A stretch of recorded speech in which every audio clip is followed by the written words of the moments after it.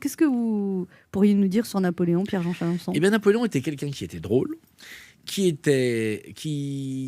avait beaucoup d'humour.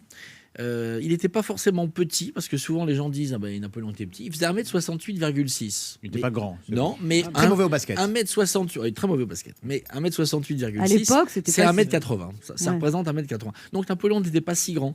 Ça représente 1m80 maintenant. Maintenant, voilà. Oui, mais il mesurait qu'1m68. 1m68,6. Et Joséphine, elle mesurait 1m52. Ah bon? Alors là, elle n'était pas grande. Ah bah non. Et quand elle a d'ailleurs, c'est assez amusant, quand Napoléon mangeait très vite, le midi, 5 minutes. Quand vous étiez invité à déjeuner aux Tuileries, vous ne mangiez pas. Il fallait manger soit avant, soit après. C'est pour ça qu'il a eu un ulcère à l'estomac. Je pense qu'il a eu des petits soucis à cause de ça. Alors que Joséphine, on parlait de Joséphine, quand ils ont divorcé, elle a pris 30 kilos en 6 mois. Non. Ah ouais, et Napoléon, vachement sympa, il lui dit, émotif. quelques temps après, il envoie une lettre, il lui dit ma chère Joséphine, depuis que nous nous sommes quittés, j'ai appris que tu étais devenue bien grasse. Le mec, il est sympa. Il est méchant.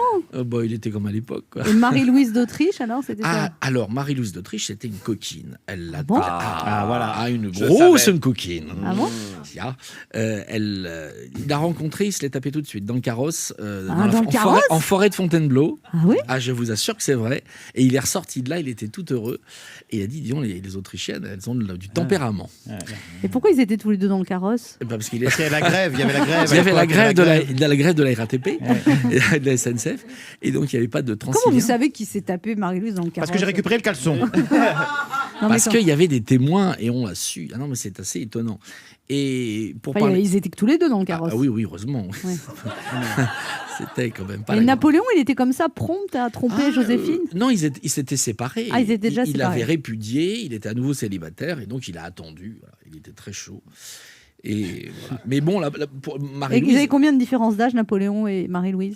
Écoutez, je vais vous dire ça, je crois qu'il y avait 22 ans ou 23 ans, il y avait plus d'une vingtaine de... Si vous prenez l'émission En Marche, on est toujours en 2020. Hein,